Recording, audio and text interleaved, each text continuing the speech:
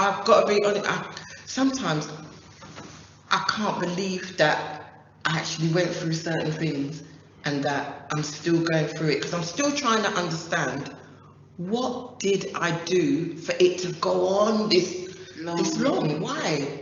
That I'm not understanding. So I'm just, because I'm reasonable. I think I'm quite reasonable. I want to live good with everybody.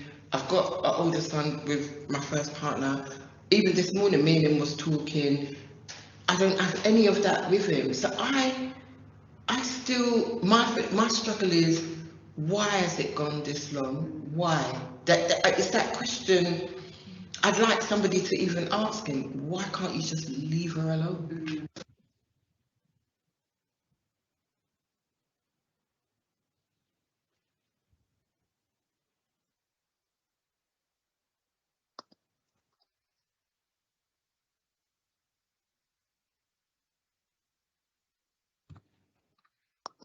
Oh, good evening, everybody. I hope you can all hear me.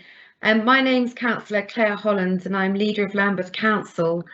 And I'm really delighted to welcome everyone here this evening. Thank you for your time and thank you for coming. As we know, the United Nations has designated 25th of November as the International Day for the Elimination of Violence Against Women. In Lambeth, tackling violence against women and girls is a priority for us as a council and for the Safer Lambeth Partnership.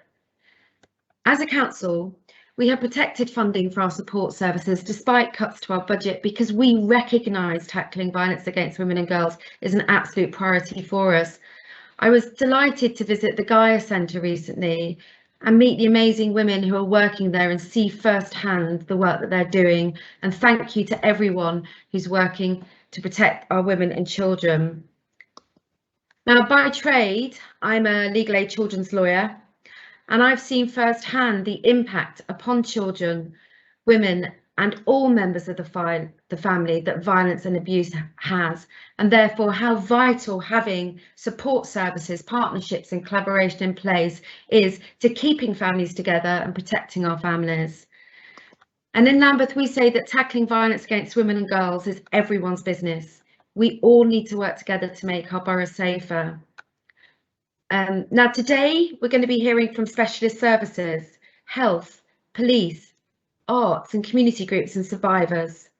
And we're launching Lambeth's new updated Lambeth Made Safer Violence Against Women and Girls strategy for 2021 through to 2027. And I believe that we're going to be seeing an animation aimed at residents. We want to celebrate the collective achievements of partners over the past 10 years and showcase the current actions taken to tackle violence against women and girls in Lambeth. We will also be marking International Day for the Elimination of Violence Against Women and the beginning of the 16 Days of Action campaign by lighting the Town Hall orange, which is the colour the United Nations has designated as the colour to reference tackling violence against women and girls. So I'm really delighted particularly to welcome residents and those working with residents of our borough. And tonight, if I may, can this please be a call to action for us all? I know we've got some fantastic officers, we've got frontline workers, we've got women working and men working in the police force and domestic violence support services, and there's lots of people doing a huge amount of work, and we're blessed with brilliant officers and support workers. But can I just renew our call to action as a council? Let's begin the conversation, gain feedback and seek ways of how we can improve and strengthen communication between and within our local communities. And if we can explore how we can achieve a coordinated community response and just make our work even cross even more doorsteps and out there fighting basically tackling violence against women and girls. So I don't think I want to take any more time because we want to hear from you tonight. As I said, I'm really grateful to all the fantastic work going out there. It's a scourge on our society, so we can never do enough, and we know we need to do more. So thank you for attending, and I look forward to hearing from you. And I think I'm now handing over to Merlin.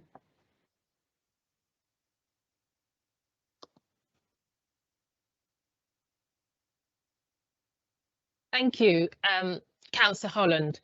for such a great opening to the launch of our VAWG strategy, which builds on previous magnificent work to tackle violence against women and girls. My name is Merlin Joseph and I'm the Strategic Director for Children's Services. And I am really pleased to be here to host this important event on a day which Councillor Holland has already referred to, marks International Day for the Elimination of Violence Against Women, which raises the awareness and campaigning to end violence against women established in 1981. Lambeth is a leading area nationally on our approach to violence against women and girls, and we are proud to be hearing from some of our incredible services today who support this vital area. We were one of the first areas in the UK to develop a VAWG strategy, and we created the pioneering Gaia Centre, offering a single point of access for anyone experiencing any type of violence against women and girls in Lambeth. Our new strategy has been in development for over a year. We've reviewed our previous actions and carefully examined the data available to us to understand our successes, our gaps, and lessons learned. Most importantly, from the earliest stage of design and development, we have worked with experts by experience, so those who have lived experience of all forms of violence against women and girls, as they are best placed to advise us on the solutions needed. And we want to extend our thank yous to them for their time, openness and honesty. The strategy was also reviewed by critical friends from across specialist services for their expert opinion. We also want to thank them all, as this has shaped the strategy and made it a much more robust and inclusive document that places intersectionality at its heart. Understanding that VAWG must be understood in the context of wider structural inequalities and discrimination, such as race, ethnicity, gender, sexual orientation, physical disability, for example. This is our third VAWG strategy, and it builds on 10 years of hard work and commitment across the borough. There is, of course, still much to be done, but we are now in a stronger position to develop better processes to work in partnership with our communities so we can collectively take actions to prevent and tackle violence against women and girls. We have created an animation, which we'll be showing in a moment, to further support us in communicating what we are doing, hopefully encouraging everyone to read our strategy, and as a call to action, as Councillor Holland has already articulated, to get involved in shaping our work moving forward. We have aimed to make the animation as accessible as possible to represent our wonderful borough and to help us reach as many residents and communities as we can. The animation will also be available in the key languages spoken in Lambeth, and we ask that you share it as far and wide as possible. Our vision is that Lambeth is a borough where everyone is safe. Today, we will hear from speakers showcasing the brilliant work being done across the borough and our plans as a partnership in creating a coordinated community response as we move forward. Our strategy action plans will be published annually, and we want to hear from you about what should be in these. So please do post questions and comments as we go along. Today we will have a question and answers with the speakers you will shortly hear from and have an opportunity to share reflections and ask any questions.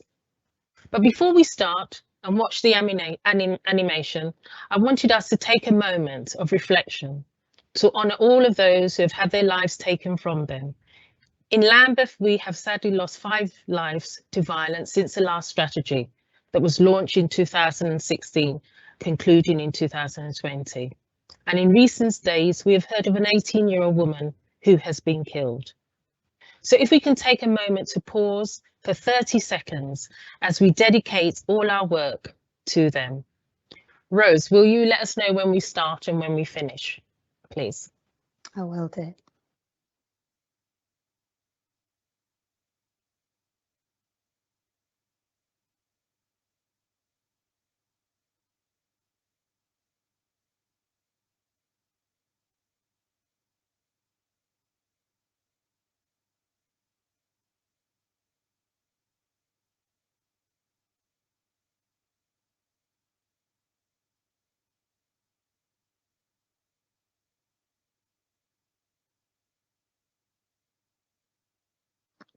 Thank you. Thank you. Thank you. We will now move on to the animation. Thank you.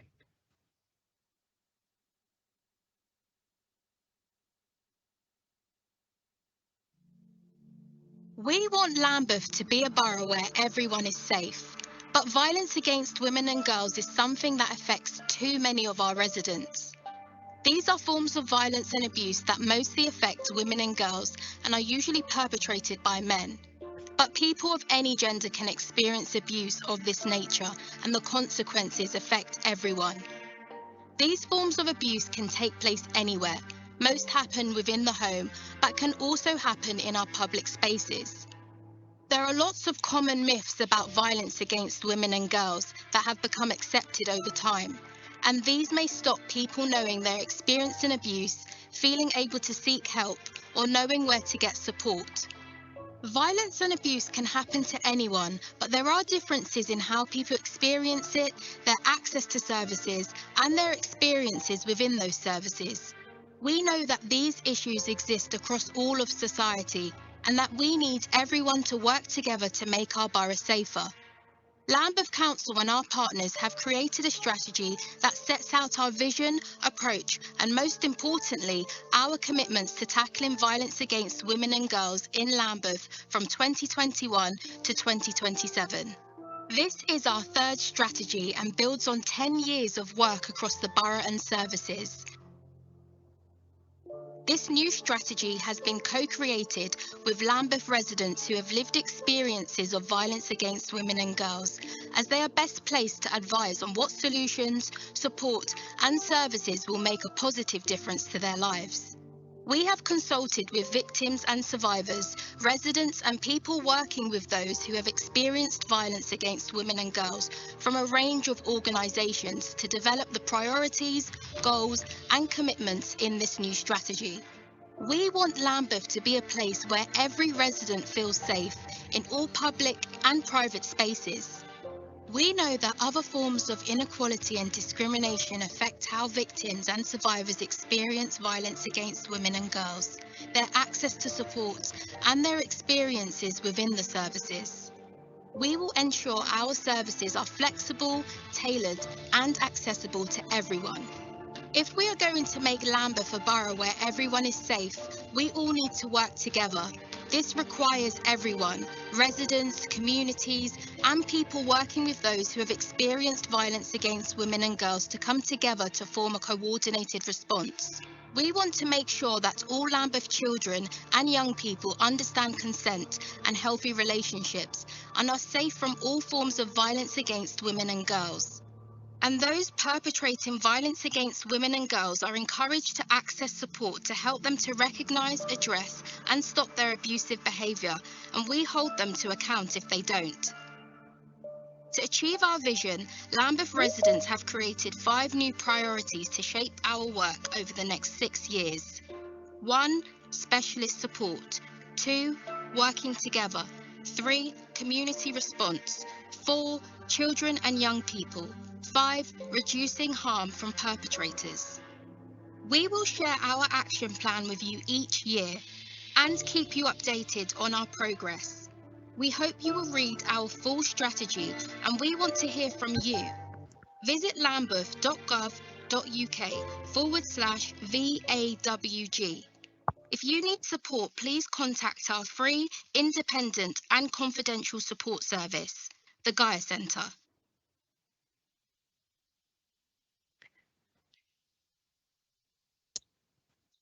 Now on to the strategy, but before we start, just wanted to thank everybody who worked on pulling together the animation. We believe it's an opportunity for people to really play a part in supporting this strategy and feeding back on anything we may have missed as we move forward. So thanks very much to those who put together the animation. So on to the strategy. The first priority, as we heard in the strategy, is specialist support. Residents have told us how much they value Lambeth's VAWG support services and the importance of safe spaces where they know they will be believed and provided with non-judgmental, holistic support to increase their safety. Some residents with lived experience of VAWG have also told us that they faced additional challenges such as poverty, substance dependence, mental ill health, homelessness, language barriers, having no recourse to public funds, or having contact with the criminal justice system. These challenges impacted on their experience of violence and abuse and created barriers to accessing services. I'm therefore delighted to introduce speakers from the Gaia Centre who will describe their work with victims and survivors and how this is tailored to address these barriers. I will now hand over to Ella and Rashida. Thank you.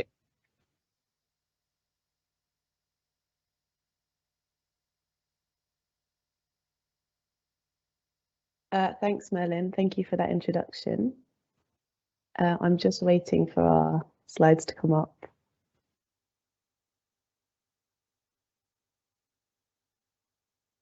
Okay.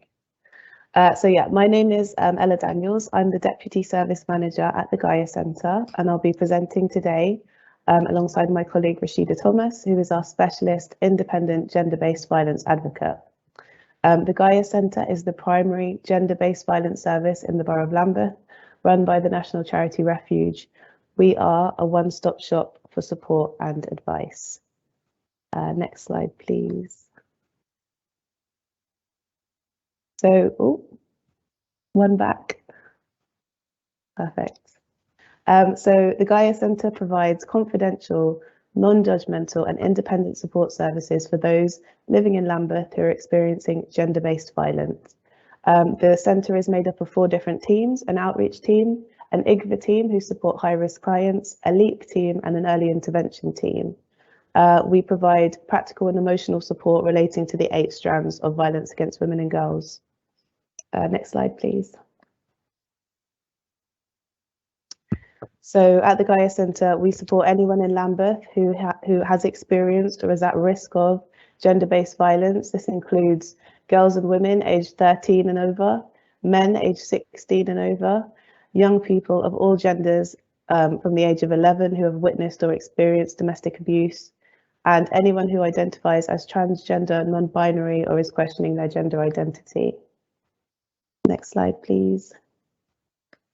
So some people might be familiar with the 8 different strands of violence against women and girls, but these are the things that we work around. So we can support people experiencing domestic abuse. This includes physical abuse, sexual, emotional, psychological, technological, and economic abuse. Also, anyone that's experiencing sexual violence, and that includes child sexual exploitation, people who've experienced trafficking or modern day slavery, stalking and harassment, sexual exploitation, and this includes the harms associated with prostitution and sex work, people who've experienced female genital mutilation, forced marriage, and so-called honour-based abuse.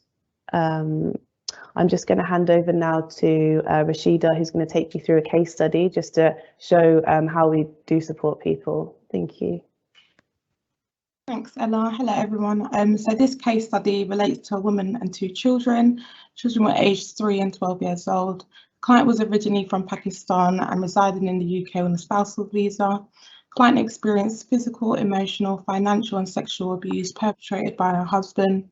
The children witnessed and also experienced physical abuse directly. Client was at risk of honour-based violence from the extended family members who were living in the UK, as they made threats to kill after she reported to the police. The family were also pressuring her to withdraw her statement from the police. Client has no recourse to public funds and is solely dependent on the alleged perpetrator financially. Client disclosed being isolated from friends and family, and there was a significant language barrier as the client only spoke Urdu.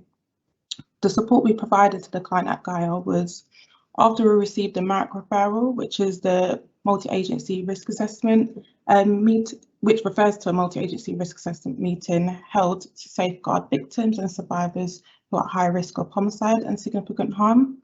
After we received this referral from the police, she was allocated to an IGBA and contacted within 24 hours with the assistance of an interpreter.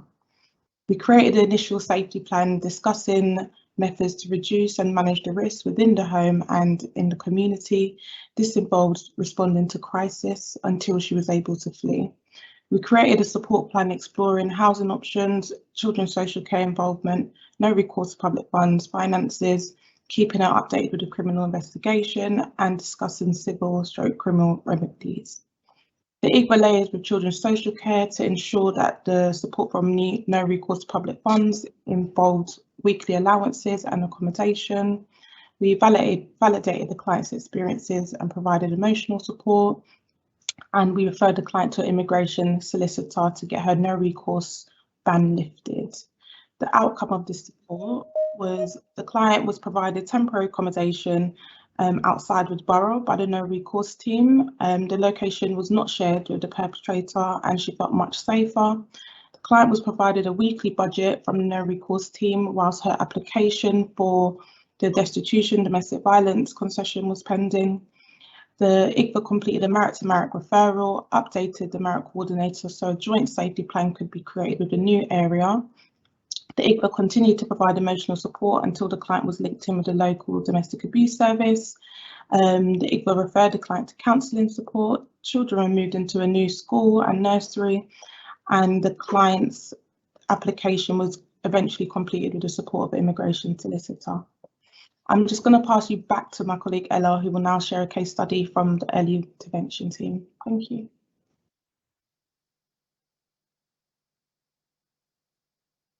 Thanks, Rashida. So like I said earlier, within the Gaia Centre, we do have a team of early intervention workers who support girls and boys from the age of 11 up who've been impacted by domestic abuse. So this is a case study from one of our early intervention workers. We received a referral for a young person aged 12 years old. I believe that one of his parents was working with an outreach worker. The young person had witnessed domestic abuse throughout his childhood from his father towards his mum. Following his parents' separation, he was experiencing ongoing emotional harm through child contact arrangements. The young person was exhibiting challenging behaviour at school, such as outbursts of anger, and he had actually been excluded from school for fighting. There were concerns that he was involved in serious youth violence and affiliated with other peers who were connected to county lines. He had disclosed that he'd been involved in sexual relationships with older peers, and people suspected that he was misusing substances, and he had a low school attendance.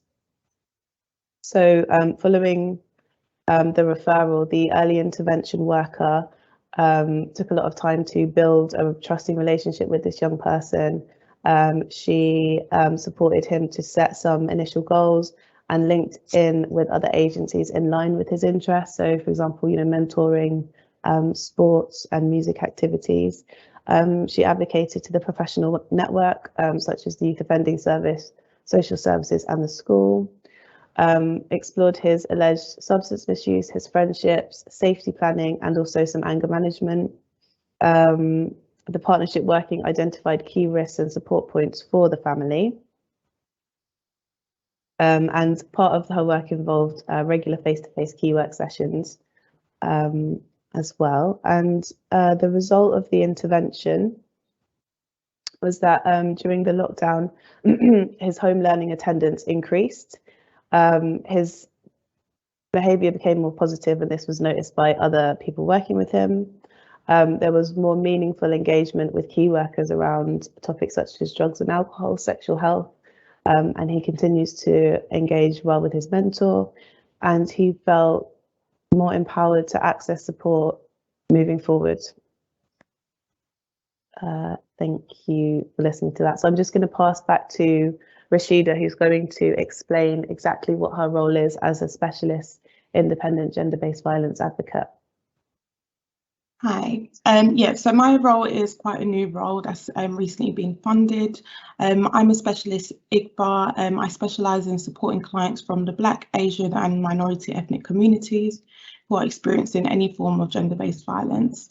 I manage a reduced caseload focused on improving and focus on improving access to VAWG services in the borough, and I'll be developing and delivering culturally empathetic trainings in groups. At Gaia, we recognise Lambeth is a very diverse borough, therefore we're making great connections and reaching out to various specialist services to build partnerships and improve the overall accessibility into VAWG services. We are currently in the process of developing a range of specialist projects. Some of these are the cultural competency training, which is aimed to support police in responding to reports of gender-based violence from clients from the Black, Asian minority ethnicity communities. Lambeth VAWG training, which is for professionals to explore and identify common barriers experienced by clients from the BAME communities. We're also creating a natural hair stroke self-care workshop for clients and a women's circle, which is aiming to support clients from the African Caribbean descent. We're very excited about the upcoming projects and we'll keep you all informed when these become accessible. Thank you.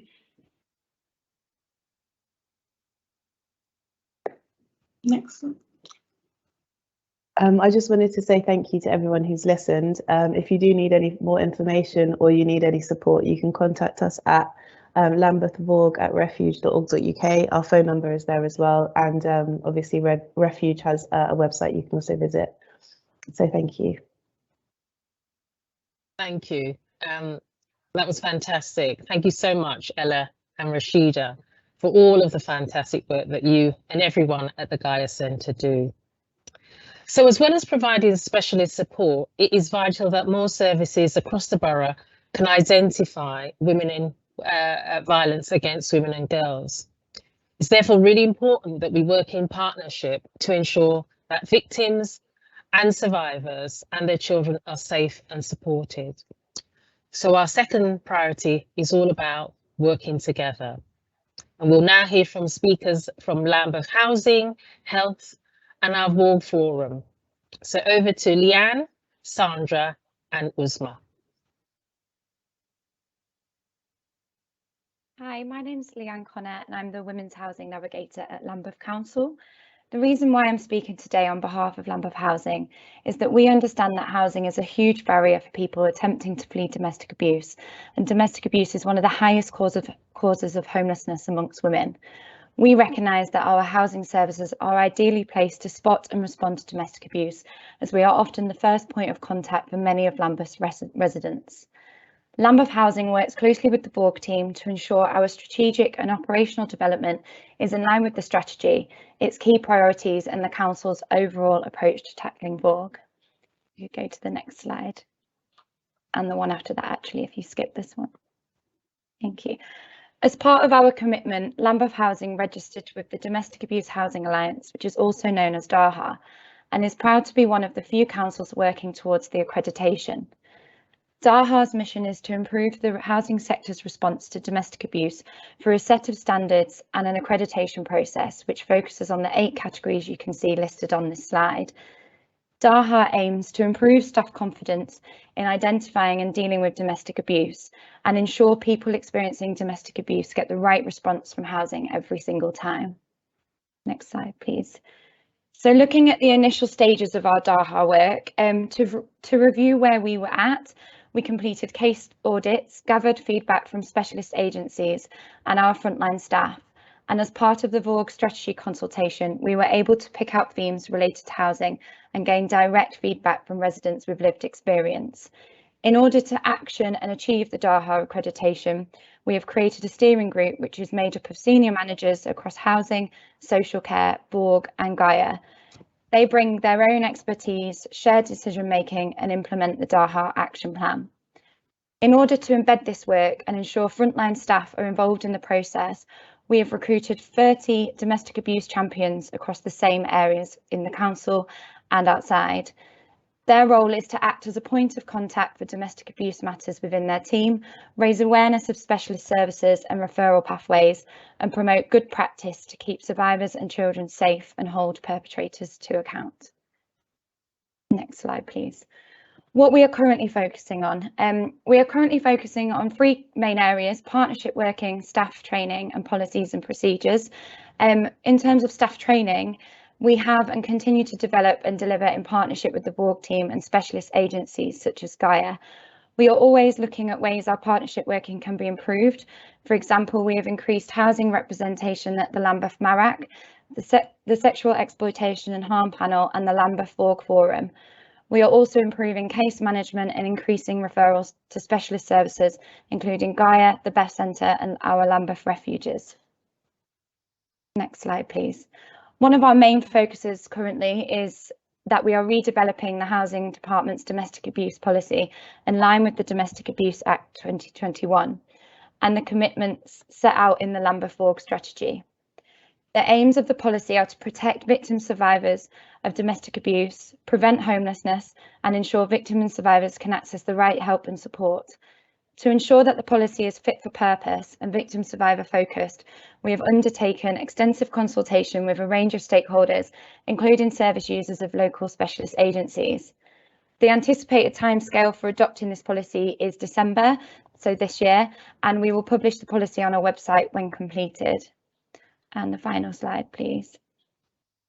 So this is just to say that you can find out more. I'm happy for you to contact me. You can also contact Callum, who is the lead on the policy, and you can also access more information about DAHA and resources that will link back into our work. Thank you.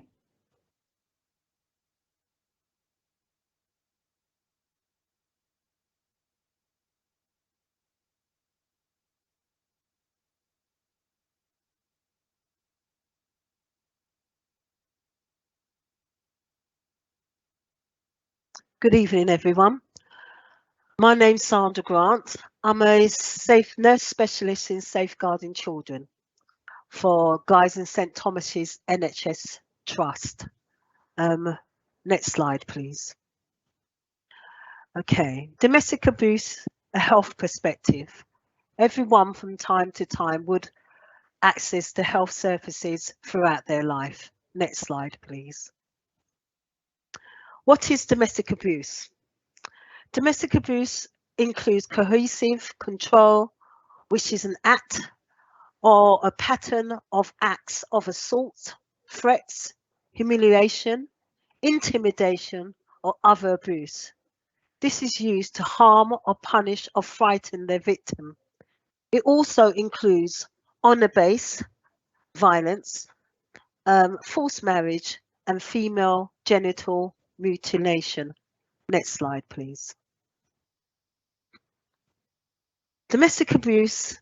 Anyone can be a victim of domestic abuse, regardless of their age, their gender, their ethnicity, their race, sexuality, sexual orientation, disability, religion, or social economic status.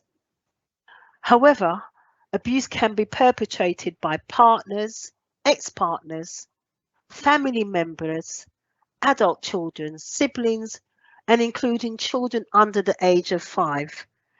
It could also be honour-based violence, as I said, forced marriages and female genital mutilation. Next slide, please.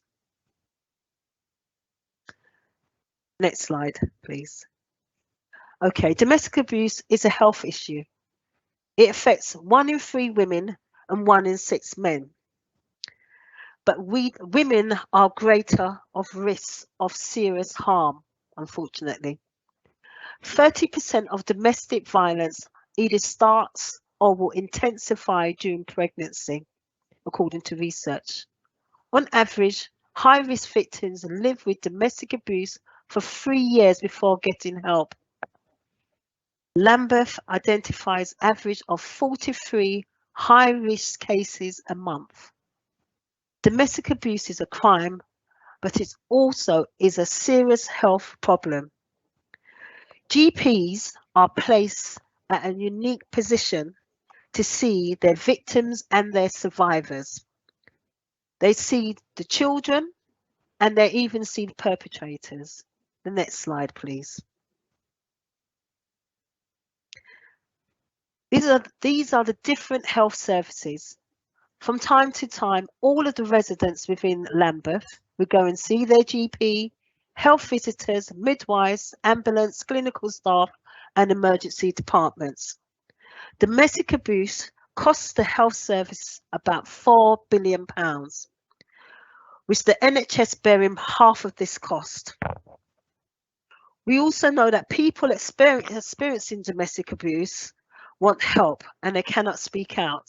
So going to these services, there's systems in place to support victims of abuse. Next slide, please. Next slide, please. Thank you. The trust implemented a pilot for the Marek liaison nurse. It was a pilot that was ran for about a year. It was for one cluster of GPs. And according to the Marek liaison nurse pilot, it was to increase the early identification and prevention of domestic abuse. It was to raise an awareness and increase the GP's confidence to recognise the signs, ask questions and respond to disclosures when accessing patients. It was to improve appropriate information sharing and the ability for GPs to effectively communicate issues of concerns. The Marek liaison nurse sat on the Marek conference meetings and fed back information to the GPs and vice versa. Next slide, please. Multi-agency partnership working. In health, we work with the primary care networks, the PCNs, the GPs. We promote the Gaia Centre. We encourage staff to refer patients to the Gaia Centre. The Marek liaison nurse, as I said previously, sat on the panel and offer them information about support services. We trained health professionals and working with specialist services to create a clear referral pathway. Next slide, please.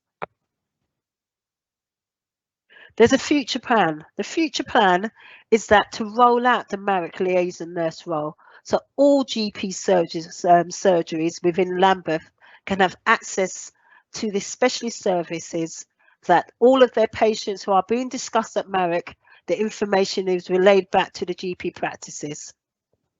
The vision is to have specialist abuse workers based in the GP surgeries working with existing VAWG support services, and to roll out the training across the primary care networks to respond to patients experiencing domestic abuse.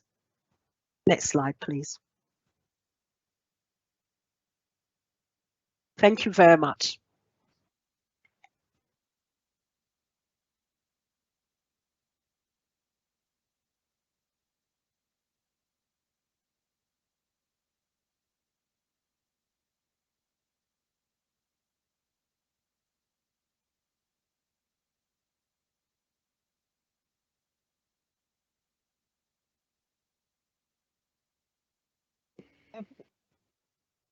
Uzma, are you ready Yes, to?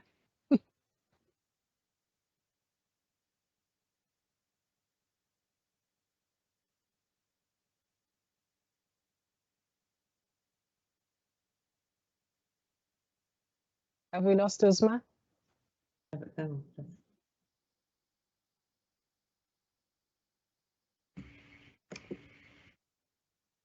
I think you might be on mute, Uzma. Can you hear me now? We can indeed. Hi, Thank good you. evening, everyone. My name is Uzma. I am the current VAWG chair for Lambeth. I'm also the deputy manager of the Chrysalis project, which is a specialised women's service.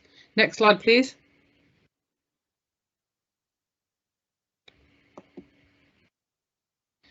The Chrysalis project is a specialised service for women only. It includes an 18-bed hostel with emergency bed space. We work with women who are facing multiple disadvantages, such as fleeing from domestic violence, mental health issues, substance use, and street-based sex work. I'm now going to pass on to my colleague Claire, who's deputy chair. Thanks, Isma. Hello, my name's Claire and I'm the Engagement Director at Futures Theatre, and I'm also the Vice Chair of the Lambeth Violence Against Women and Girls Forum. My role at Futures is to deliver our long-term engagement work, and much of that has taken place in Lambeth over the past few years, and we've got a long history of working directly at the Gaia Centre and at the Beth Centre in Lambeth with women there. We tour productions nationally that are informed by those women, and you heard a really short snippet of our new podcast series, which is called Fully Amplified, at the very beginning. And we also deliver training, which is also informed by those women, to social workers and health professionals, and that's both in Lambeth and around London and nationally online as well. I'm going to pass back to Uzma, who's going to introduce our work at the VAWG Forum. So it's been my privilege to be the chair of the VAWG. It is an incredibly useful and hard organisation that has worked tirelessly to come together and bring partnership working at its core. Lambeth VAWG, the vision for us has been that Lambeth is a borough that is where everyone is safe. The goals of the VAWG Forum have been to raise awareness of issues facing women and girls, promotion of organisations, services, events, and lobbying for change. And at the very heart of it is partnership working. This is really underpinned by someone who, as a frontline worker, I'm the chair, and also Fleur, who does amazing work, but neither of us work for the council, and we are able to represent the VAWG. This shows that there's clear partnership working there. The VAWG has over 337 current members, and it's continuously growing, which is really, really positive. The meetings themselves have over 50 different organisations at a minimum attend every meeting. This is a truly practitioner-led forum with presentations in every meeting on different issues such as cohesive control, such as stalking, physical abuse, housing, benefits, you name it, we've had a presentation on it. It is truly a space of to reflect and share information, and there is a big emphasis on supporting each other and having that space to reflect on practices, because it is a tirelessly difficult job that we do, but we work really well together. And I'm going to pass you on to Fleur, who's going to talk about the priorities. Thanks, Isma. Yeah, I mean, you can see quite clearly there, our overriding principles are to be intersectional and anti-racist. It's about working together, networking, which we're able to do both online and previously, obviously, in person, and really significantly is identifying barriers to delivery and then supporting one another to hopefully overcome those barriers. It's about preventative work and also awareness raising, and there's also work around influence and lobbying for the sector and the wider policy developments in Lambeth, which obviously shows we're here tonight representing the forum as we're launching the new strategy, which we are also a part of in terms of all the organisations that are part of the forum. If you are interested in coming along to the forum, it's open, you'd be really welcome to. You can contact Lorraine, who's with us tonight, who runs the admin for us at the council, or you can contact Uzma or I about both our work and the forum as well. Thank you. Thank you. Also, if there's any presentations you would like to do or take part in anything, please do make contact and we can arrange that. Thank you. From me and Fleur, we just want to take the opportunity to say thank you for having us here today. Thank you. Yeah, great thanks to Leanne, Sandra, Uzma and Fleur for your sterling partnership work and commitment to tackling violence against women and girls. And I think there was a great advert for anyone interested in becoming part of the forum. So tackling VAWG must be everybody's business. And alongside the work outlined to improve responses in our existing service, we must also draw on the expertise of our communities. Those with lived experience of violence against women and girls have told us that friends and family are often the first and sometimes only responders to victims and survivors, and that more needs to be done to raise the awareness of what VAWG is and what help and support is available. This is why it's so important that we have a community response, and that is our third priority. So I'd like to introduce speakers from Yellow Box Theatre, Good Night, Out Campaign, and African Advocacy Foundation. And I'm going to hand over to Ruth, Jess, and Agnes. Hello everyone, my name is Ruth Annie Dactel. I'm the Artistic Director at the Yellow Box Theatre. Can I see the slides? Thank you very much. Okay, so we launched earlier this year a new project called Just Imagine, and we will be showing you a trailer after this of our docuseries that is part of this wider project. So the aim of this project really is to challenge some of the commonly held beliefs about sexual violence against women and girls in Britain today. Next slide, please. So a little bit about us. We are a Brixton-based theatre company with a focus on contemporary performing arts, advocacy and community engagement, and we're a not-for-profit organisation. But something to add to this is that probably the vision behind our organisation is to tell the stories that reflect the realities people live with in our community here in Lambeth and in Brixton, and that's what we try to do through our work. Can we have the next slide, please? So what we do, we've got three branches to our work. We first sort of produce contemporary performing arts, so that will be theatre or dance. We usually have new writing and emerging talent. And then alongside that piece of performing arts, we also conduct a sort of advocacy and campaigning work. And that is because art is a very powerful tool to help an audience to connect with the experiences of others, experiences that are sometimes very different from our own. It challenges our viewpoints, it challenges social norms. But with that sort of emotional connection, there's also sometimes a need to understand the wider discussion around the themes that might be in a piece of art, to help people educate themselves, to help people think about those things in a greater way.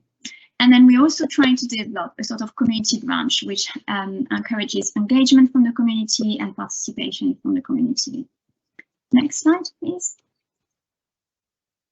So why did we decide to do this project? So last year I was provided with a script, and the script really described the journey of a survivor, and it was written by a survivor. And it, in a way, it just sort of hit home, you know, the pain, the alienation of the survivor, the victim blaming, and all those myths and all those lies that we hold as a society, and around what sexual violence is and how we respond to that sexual violence. And so when we spoke as a team, and we are an organisation that is mainly made of women, and we are very diverse, we all had stories, you know, we all had stories of what that looks like in daily life, whether it happened to us, whether it happened to our friends or people that we love. And so it felt to us an important topic to engage in, because it felt like a call of action for all of us to speak about those things, to try to understand those things in a better way, and to try to help the community around us to speak about those things, to understand them better, and to have to highlight what some of those myths and some of those beliefs are in our society. Next slide, please. So we're releasing 4 episodes of a docuseries in next year. One of them is going to be more focused on Lambeth and South London, and we've been privileged to work with Lambeth Council a little bit on that, where we have 2 speakers who are part of Lambeth Council. We're also looking at VAWG in the arts, and in particular in theatre and on stage and TV. And then we're looking at VAWG in another episode in terms of faith, with a focus a bit more on Christianity. And then we've got a slightly different episode that is looking more at gender, and that is targeting a slightly younger audience, but looking at all the limits and all the stereotypes that we sometimes put on girls as they transition from girlhood to womanhood. So our first screening, which will be for this episode around Lambeth and South London, will be on the 4th February at the West Norwood Picture House. It'll be on the morning, so you can grab a coffee and come and join us if you fancy a educational and challenging documentary time. So it's going to be screened at the West Norwood Picture House. We will be releasing the other episodes too, but we're negotiating at the moment with different cinemas in Lambeth to work out how we're going to release them. Next slide, please. So you can read a little bit more about us on our website, or you can email us. We're always really glad to connect with different organizations and with people in our community. I think we're going to now look at the trailer. Thank you all.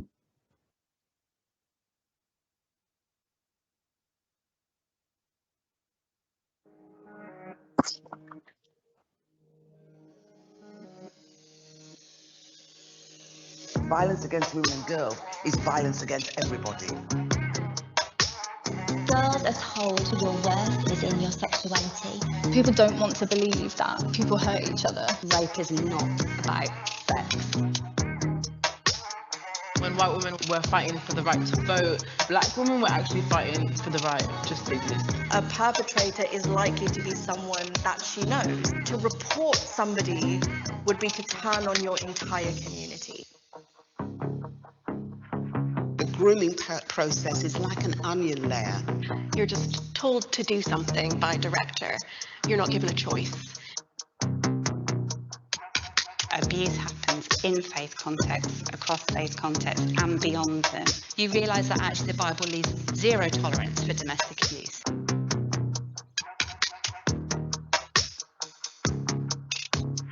Every time somebody's harmed and abused, it matters.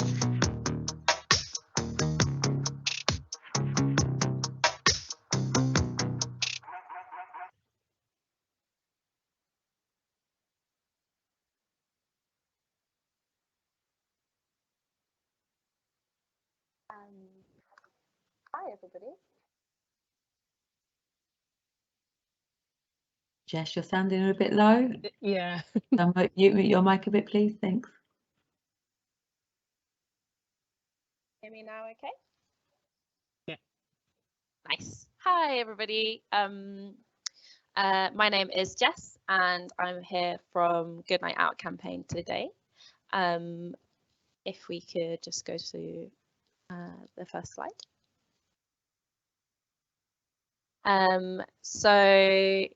And then the next one as well, please. Thanks. Yeah, we have recently started a partnership with Lambeth Council. But first of all, just wanted to talk a little bit about who we are. So we are Good Night Out campaign, and we are the campaign for safer nightlife. We've been working in this sector since 2014, and we are a specialist sexual violence training organisation, and we really aim to work with nightlife industries, from kind of everything from the security team to bar staff to the event organisers. We've also worked with ticket sellers like Dice as well. And our mission is to respond, to support nightlife, to respond to and prevent sexual violence, creating safer, more accountable workplaces and communities. And when we think about nightlife, we know that the scale of the problem is huge. So in this kind of work, we have had nightlife staff talk to us and tell us about, I think this might be the older presentation, so you might need to skip forward a little bit, please. Thank you. So yeah, that's a little bit about who we work with. So nightlife staff have told us that they've witnessed everything from following, staring, leering and shaming, people kind of making jokes, people who've experienced flashing, catcalling, creepy comments, and kind of making sure that one of the really important things to remember about this is that this behaviour can be one-off or it can be ongoing throughout a night. And this behaviour specifically within nightlife can also include specifically predatory behaviour, so targeting drunk or high people. And again, the kind of myths that we've been already talking about tonight about who gets believed and who is considered like a sort of valid survivor, like all of the kind of myths that we have around that, again, make it easier for perpetrators to get away with this behaviour. We've also heard a lot about comments or actions that target either someone's actual or perceived gender identity. So the work that we do with nightlife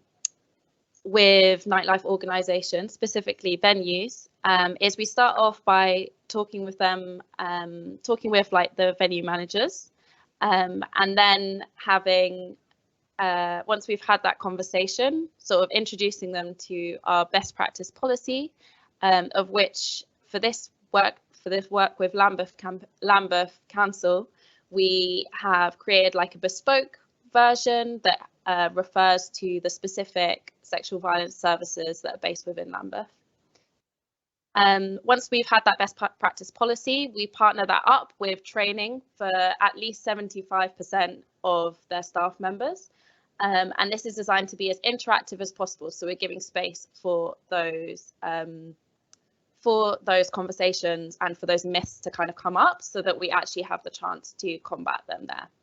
And then we've also partnered again with Lambeth Council to make sure that we have branded posters and badges as well, to make sure that everybody who visits that venue has a really strong understanding that if anything does make them feel uncomfortable within that space, that they can come forward to a member of staff who will help them out. So if we could skip over next to our partnership with Lambeth Council section. So we've started this project in the summer of this year. And as part of that, we're delivering over 30 trainings to different nightlife venues and also security teams. And so far, we've trained up Fire Vauxhall, Duke of Edinburgh, Infernos, and KD Security as part of that. Next year, we hope to kind of build on the work that we've been doing with Lambeth Council to work with O2 Brixton, Hootenanny, Aquam, Dogstar, Lotus, Tropics, hopefully Royal Vauxhall Tavern as well, and yeah, a few more venues as well. And I just kind of wanted to leave you with the feedback we had from one of the security teams who went along to one of our trainings. They said, "I like the style of breakout groups and discussions to get everyone interacting. A big thank you to you and your team for the work that is being done to help educate people and ultimately protect and save lives." So yeah, this is the work that we've been doing with Lambeth Council, and thank you very much for your time today.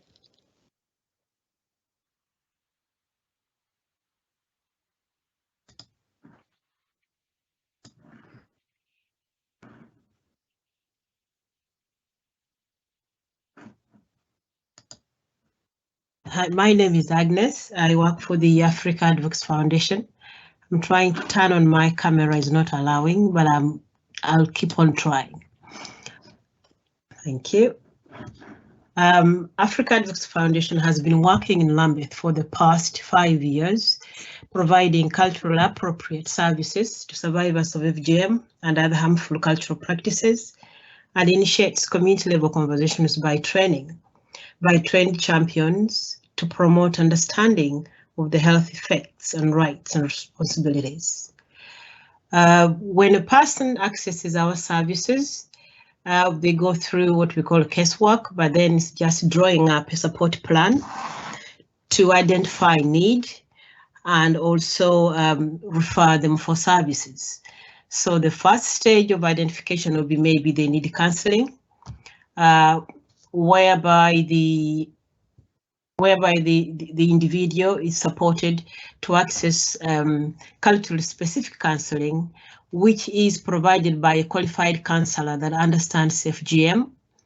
And if they do not need counselling, they're actually referred to peer support services, whereby women meet every month, and they are supported by women who have undergone FGM. Many of them are survivors, but also trained to support others in similar situations. We also carry out community outreach. Community outreach would help us to identify the situation the person is in, and also work with immediate family members, and also the community support networks around the individual. And this also helps us to identify whether there are any children at risk in the family or within in the family network, but also to see what kind of support this person would need, or the lady would need, from the time of accessing our services. We also provide training, and trainings for frontline professionals, just to understand the best approaches to work with women or children, survivors, and those affected by FGM and other harmful cultural practices. But we also train community champions to work with other women, but also to carry out community conversations to ensure that we create awareness on FGM and other harmful cultural practices within the African communities. Many of our beneficiaries are migrant women, mainly with no recourse to public funds or undocumented. Some of them have been in this country for many years, but for one reason or another, they have been undocumented. And we also try to support them as much as possible to see if there is a way they could actually rectify their stay in the country. Other women are African women from FGM affected communities, and many of them also face stigma because they have decided not to allow their children, girl children, to undergo FGM. So it becomes, a way of being ostracized, and then they are labeled. Many communities, actually, many women who have come for our peer support groups have narrated how they are excluded from many of the things because then they are called sellouts. And so these women also become champions and also train their children and refer them to our services to be trained to continue carrying out awareness against FGM within our communities. Last year, because of the pandemic, we saw a high number of women coming to us for support. It was not only mental health support, but they also needed hardship support. Some didn't have where to go because they had been depending on, cash in hand work, but because they could not qualify for furlough scheme, so they became destitute. So we had to support them to find where to live, but also to see if they qualify to apply to remain in this country. And also we do make referrals or signpostings to legal support, housing, health services, benefits, but also to hardship support, because many of the women who do not have documents to show, to identify them in this country might sometimes find it very difficult to access even food banks. So we provided many vouchers for these women and their children, but also had provided references to the food banks that were close within the proximity where they lived. To refer people to our services, please email us at VAWG at Africa Advocacy Foundation, or phone us. And also the barriers that we have found with the women we support is they do not wish to report their abuse. So we have to carry on a support but also empowerment role to ensure that they understand that if they have children, they have the responsibility to protect the children and also access support as urgently as possible. Next slide, please. Yeah, last year we trained over 200 advocates. We have a training program in place. We actually, this year, we are trying to create a domestic violence specific program for the women that we work with, that we support. We are trying to put in some quotes that will fit their understanding of keeping safe, but also protecting their children, and also when to report. So that is being carried out by our current IDVA, who is Shireen, who is trying to put together a domestic violence program to see that we ensure that there is enough awareness and empowerment to access services. So of course, harmful practices are everybody's business. They affect us all. And I would really encourage professionals, especially, to make referrals where possible, because the lowest number of referrals we receive are from professionals. Our services are on Lambeth website, and we are open Monday to Friday. So please try to ensure that if you come across anyone who is in need of support, especially around FGM, refer them to us. Thank you. Thank you. Thank you so much, Ruth, Jess and Agnes, for supporting us and the community to connect through the power of the performing arts, training to support a good and safe night out, and providing culturally appropriate services for survivors of FGM.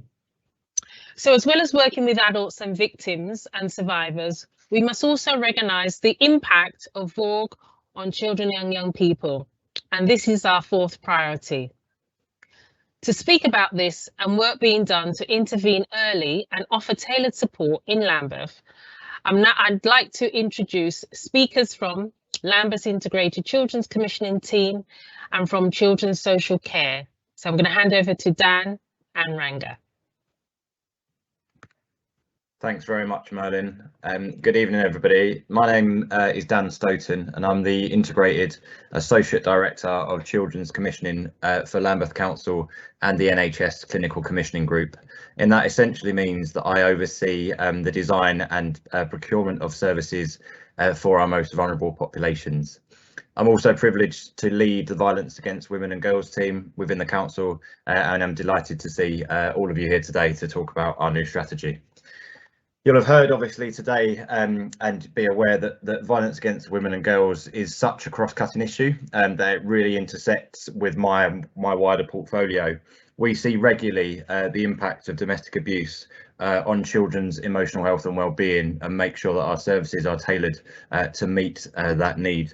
And equally, we're highly aware of the additional vulnerability that domestic abuse causes within our pregnant women and working with that cohort. So it really does cross-cut across every bit of work that my service looks after.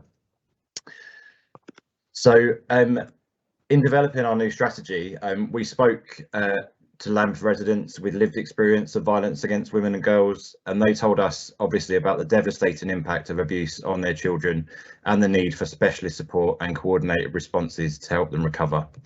We know that 62% of our children living with domestic abuse are directly harmed by the perpetrator of that abuse, so that's an incredibly high number. We also know that children and young people are the victims and survivors of VAWG in their own relationships, from adults and their peers, so we need to support them to understand violence against women and girls, understand consent and understand healthy relationships if we want to prevent future abuse. As you may be aware, that Everyone's Invited website showed us the extent of sexual harassment and abuse that young people are experiencing, and that adults are underestimating this. Having children and young people as a separate priority is new for our strategy and recognises that we need to involve young people and children in shaping our work moving forward and in intervening early to prevent VAWG. Whilst that priority is new, our work to support children and young people certainly isn't, and these are some of the things we've been doing recently, as you'll see on the slide there. We've provided information and webinars run by specialist organisations for all schools in the borough on the key principles of responding to sexual harassment and violence. We've also provided training and support packages to nurseries and early years settings, recognising that young children and particularly babies are at increased risk when a parent is abusive, as well as the importance of offering the opportunity to get support from all relevant services. Our specialist commissioned VAWG support service, who you've heard from already today, the Gaia Centre, has a very well established young people's team, and this includes working with young people who are on the periphery of youth violence, recognising that VAWG can be a form of serious youth violence, and also that experiencing domestic abuse can be a risk factor for experience or becoming a perpetrator of this in itself. Finally, we work very closely with our colleagues in children's social care, and I'm about to hand over to Ranga, who will be speaking about their work, but I'll happily be on the question and answer panel later if there's any questions. Over to you, Ranga.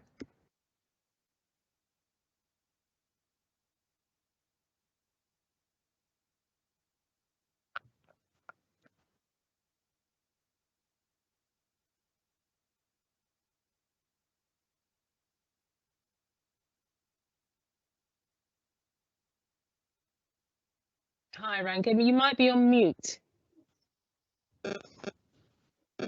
Sorry, my apologies. Good evening, everyone. Thank you for joining today. Yeah, my name is Ranga Gajendran. I'm a service manager in children's social care. In tackling VAWG is integral part of our work in children's social care. We recognize the magnitude of the problem here. Our own data shows that 30% of our children in child protection plan experience domestic abuse and child sexual exploitation victims. For example, the majority of them are girls within the age group of 13 and 17. And we also know that when women and girls, then they don't have the entitlements, and that adds to the, their vulnerabilities that makes them risk of domestic abuse to become victims there. So that's why our good work with the Gaia, for example, identifying women who may not have access to public funds, for example, immigration status, and we do good work with them, and we want to strengthen that process, and our partnership with the Lambeth Housing, for example, to safeguard victims fleeing domestic abuse, whether from Lambeth or approaching Lambeth from other local authorities. That's a good work as well, but a lot of work to be done here. We have to strengthen our partnership, especially working with the perpetrators, for example, where we have to work on. Those are some of the things that we will be looking forward to work in the weeks and months to come as part of the VAWG strategy here. Thank you.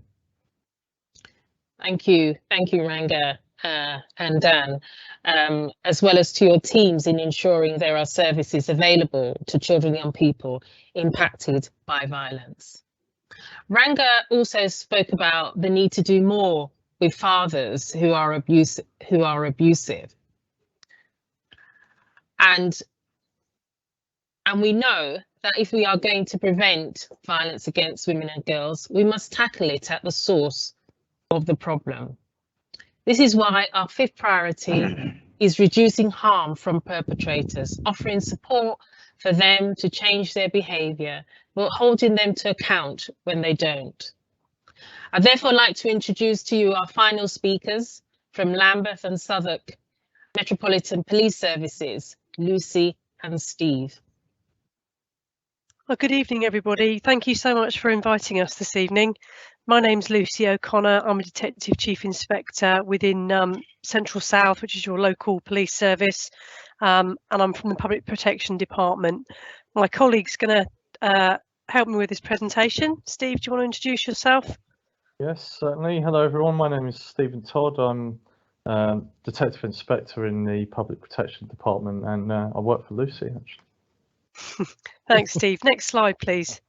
So we're going to just very quickly this evening take you through some of our action around VAWG currently. The Met have just released their VAWG action plan, the central plan, and some of the activity we're undertaking on Central South BCU to tackle VAWG. There is no high priority at the moment for us locally, and I'm really happy to be here to tell you about some of the work we're doing.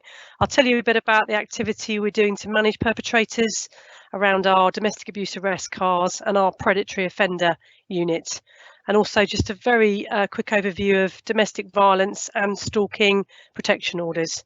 And then just lastly, quick awareness around a project that we're trialling at the moment for the Met, Project Vigilant. Next slide, please. So the Met Police launched their central Violence Against Women and Girls Action Plan at the start of this month. And part 3 of that plan talks about bringing offenders to justice and improving criminal justice outcomes for victims. And one of the bits of work we're doing under that plan is called Operation Bluestone.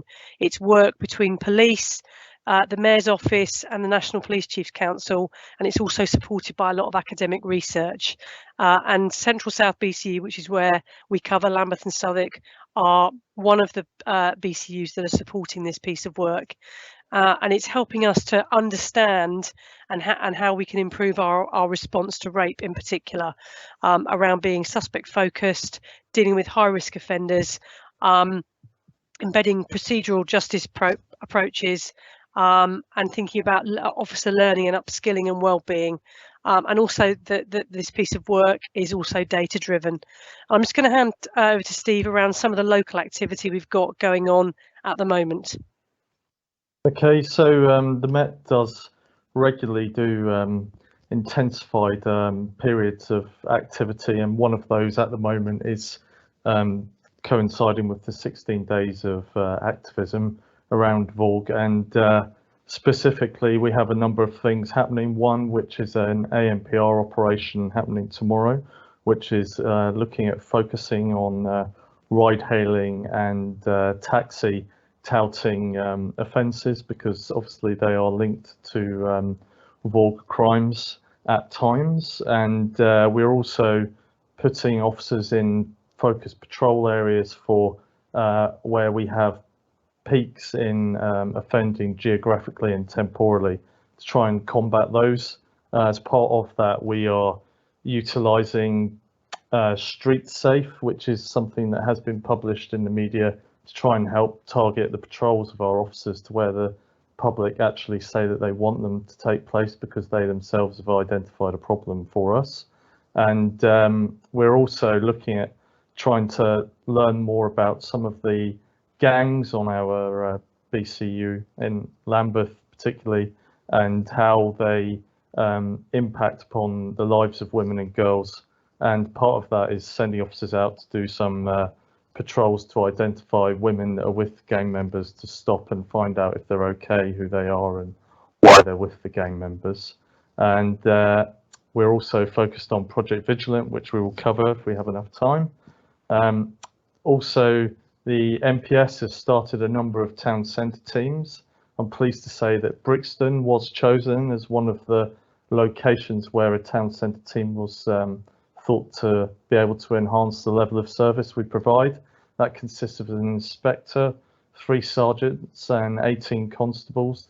That will be new to the town centre next week, and that is an ongoing non-time limited new uplift to the local area to help improve policing, not just for VAWG but all offences. And then there is also something called Winter Nights that the MPS does every year, where we look to uplift and focus our policing so that people going out in the Christmas party season can do so without any problems and crime issues unfortunately coming to them. So that should hopefully just give you a flavour of what we've got locally. We're going to move on and speak about some more specific things now. If I could move to the next slide. Oh, it's there. So there is a new unit that has been set up in every BCU in the Met. It's called a predatory offender unit. I head up the unit for ASBCU. I'd describe it as a massive step in the right direction for policing. Just so you get an idea, the predatory offender unit's main role is to target perpetrators of VAWG crimes, to try and arrest them, to help bring them to justice. And to do that, they're allowed to use the whole suite of proactive policing tactics, provided that we can fit the proportionality, legality, necessity, and other tests to make sure that what we're doing is ethical in any particular case. And they're headed up by a detective sergeant who is an experienced officer from the public protection strand, so someone who has previously investigated domestic abuse offences investigated rape and child abuse offences, and it gives them a real strong grounding to go out and tackle those types of offender and understand exactly what type of evidence is relevant and useful that can be obtained during the arrest of someone. Additionally to that, they are going to lead locally on Project Vigilant. For me personally, I think it's a huge thing because previously in the past, we didn't have a proactive team within public protection that could help us focus on VAWG perpetrators, and we would have to bid for resource from around the Met when we had an issue that we needed expertise for. We now have a team we can just go to, and we don't have to compete for that resource. So it's really beneficial. We also have locally implemented a public protection arrest team who focused solely on offenders for domestic abuse, which is something we realised would enhance the level of service we give locally because of how busy our predatory offender unit was. This has really assisted us because they can now go and arrest offenders who are wanted, and they can also assist us with some of the protective orders that we are about to cover with you now. There are a lot of protective orders, and I'm afraid don't have time to go into them all.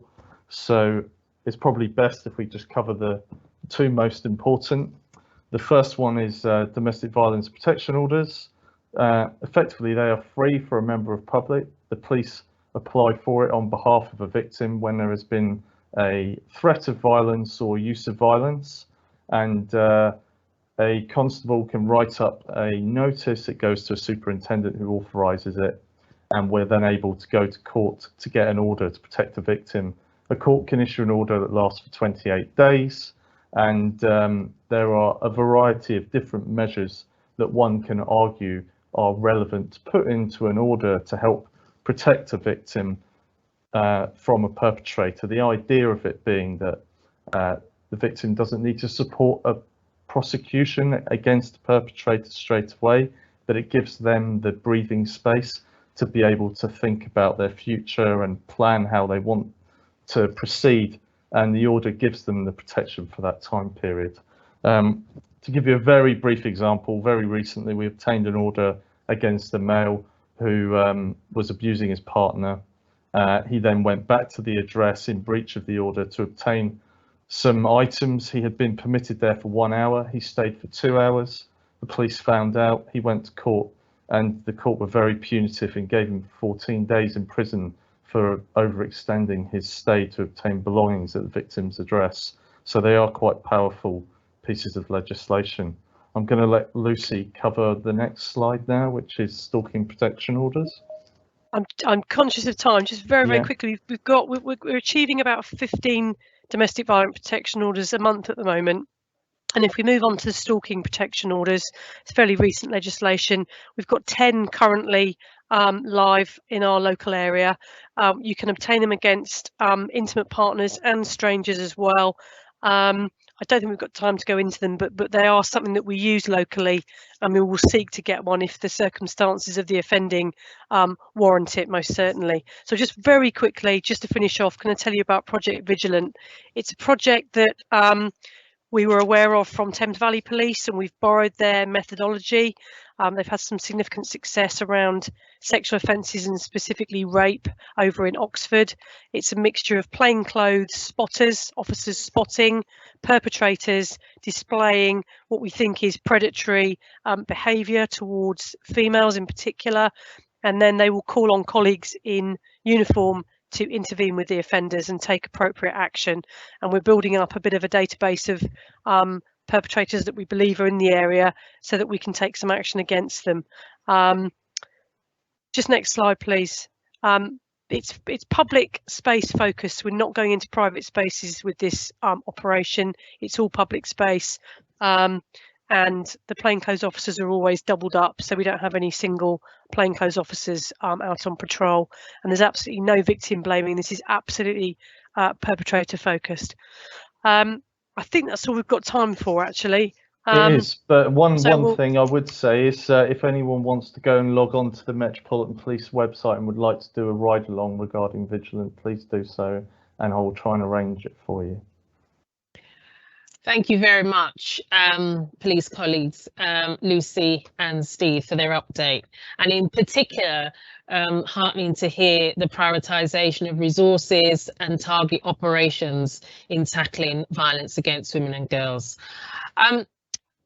So now we're going to hear from Saliha, a survivor and campaigner, as those with lived experience are best placed to advise us on solutions. So I'm going to pass over now to Saliha. Thank you. Thank you. Can you see me? Well, you might want to put your camera down a bit because we can just, yeah, that's better. Right.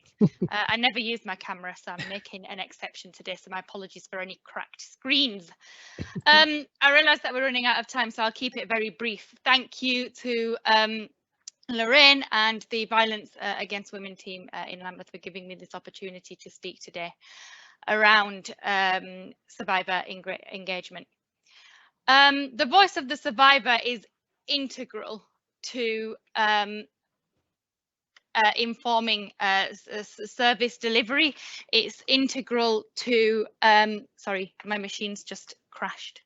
So now I've lost all my notes. Yeah, sorry, the survivor voice is integral to informing service delivery, to making sure that services are survivor focused and taking into account survivors' needs and experiences, the diverse range of experiences and needs, and intersectionality has been mentioned several times today, and that is also vital as well. But survivor engagement goes deeper than that. And I have been, so introduction to me, I'm a survivor of honour-based abuse. I'm also blind, so for me, campaigning around disability issues was really important because I experienced barriers to accessing support because of my disability. And so for me, I became a campaigner around 8 or 9 years ago. And yes, I was a campaigner because I wanted to raise awareness around issues pertaining to domestic abuse and disability. And yes, that was important, but it goes deeper than that. For me, campaigning was a way to regain control. It was a way to take control back of an aspect of my life where I lost that control, where it was taken away from me. So survivor engagement gives survivors the platform to be heard and for those silences to be broken. Survivors who have been silent for a long time. But it has to also be meaningful. So the voices of survivors need to truly be heard. And finally, survivor voices give hope to other survivors, to other people in a similar situation, to people who might have found themselves, who might still find themselves in a similar situation. And I just want to make the point that you know, this event is open to everyone, and I understand that it's open to community members as well. So to the survivors who have joined us this evening, I just want to say that this day, the International Day for the Elimination of Violence Against Women and Girls, is for us. It's to celebrate the immense bravery and courage that it takes to flee an abusive situation. It is to give hope to those who still find themselves in an abusive situation, that there is light at the end of the tunnel and that there is a way out. Our families, communities, society, they may say we brought shame, but their shame is our honour. Their shame is our honour, and that's what we hold on to every single day. Thank you. Thank you so much, Saliha. Very, very powerful words there. And thank you to you, and thank you to all survivors. that are present here today and those who are not. That was really, really powerful. Thank you. So I'm conscious of time, but we do have some questions, and our panel have agreed to answer some of those questions. So if there aren't any, if we do run out of time and we haven't answered all the questions, we will be quite happy to put something out at a later stage, and obviously take forward any reflections in terms of the work we do as we move forward. But I've got one question here, which is, how do you manage with local police and the Met to help women feel safe to report violence or sexual crimes? And this is really for Marta and Agnes.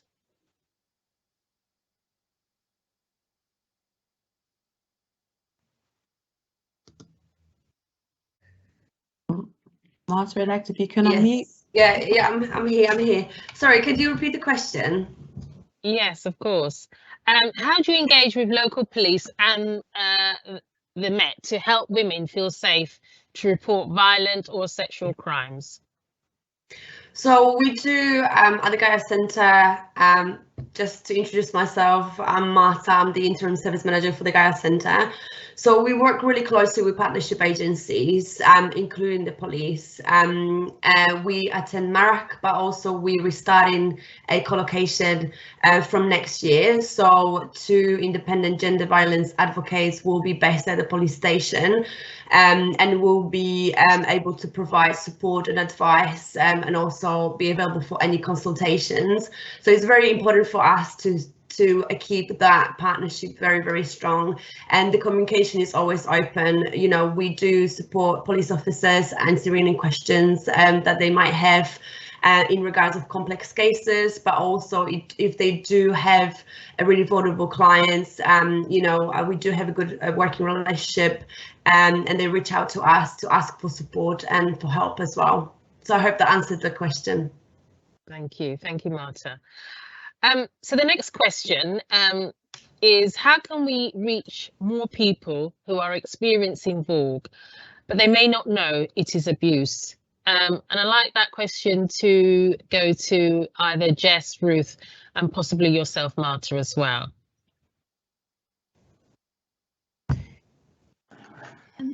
I think it is quite helpful to point at to people examples that you might have seen in TV or in films or in theatre. There are some really good examples, and there are some really bad examples that completely normalize sexual violence. A good organization that has been really good at pointing out in TV and on stage where things are depicted in a very unhelpful way, or when it is described in a very good way to help people understand what sexual violence truly is an organization called Persistent and Nasty, which have been pointing out to a lot of those narratives within TV and film, and they can be quite helpful to sort of talk to people about what is sexual violence and what is not, and help them to understand what that might be. Yeah, and additionally, we also you know, at Gaia, we do have a service, which is the early intervention service that provides support to young people and that are impacted or experienced any forms of VAWG. And the early intervention workers, they do a lot of work at the initial stages, helping young people to understand what they're going through, but also kind of, you know, explaining and helping them to gain a better understanding of what healthy relationships are, what consent is. Additionally, you know, we have a LEAP service as well, LEAP outreach team, and they're providing support especially to individuals that have young kids under the age of 4, and also women who are pregnant, and they're actually supporting individuals that are at the pre-contemplation stage. So that means that they might not necessarily recognize that what they're actually experiencing is domestic abuse or any form of gender-based violence. So the early interventions are very, very important, helping, you know, individuals to get better understanding and also being able to recognize what is abuse. Thank you. Thank you. This one I think is for police colleague Stephen Lucy. What work, can you tell us what work you're doing to prevent perpetrators from reoffending? As we know, reoffenders most often commit stranger killings. Yes, I'll answer this one, Merlin. Thank you. So the first thing is to say really is we have Project Bluestone happening at the moment, which is actually looking at one of the aspects of it is recidivism of offenders. And those are academics doing the research supported by various police forces to see if there are ways that we can improve our procedures and processes, not just within the Met, but nationally regarding this matter. Locally, within the Met, we've reviewed our own policies around how we rate different offenders and the risk they pose according to different factors, one of them being their history with police or history of abuse that they may have, to help us target the right people to prevent offending. And we've also had training delivered to all frontline officers around coercive controlling behaviour, because it's been, I think it's fair to say, not as heavily appreciated the level of risk that that kind of behaviour within a domestic setting actually can show towards victims. So officers are now starting to understand more about that, to try and pick out those cases where they feel there is a higher level of risk.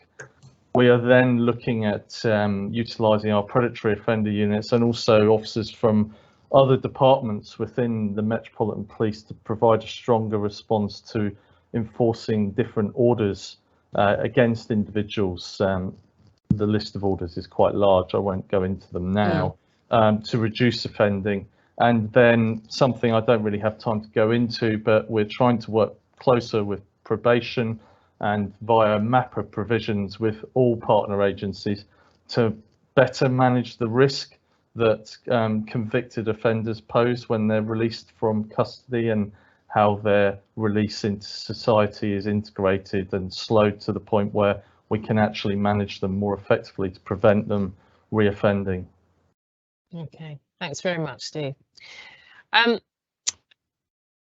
Another question we've got, I think I'm going to ask Ranga to pick this one up. And it's asking, can you comment on what are the impacts of the new Domestic Abuse Act, considering now that a child is no longer a witness, but is seen as a victim of domestic abuse? How does that challenge children's social care services approach to the issue? Yeah, thank you, Marlene. I mean, you know, that's an important landmark legislation in a way recognizing children as a victim here.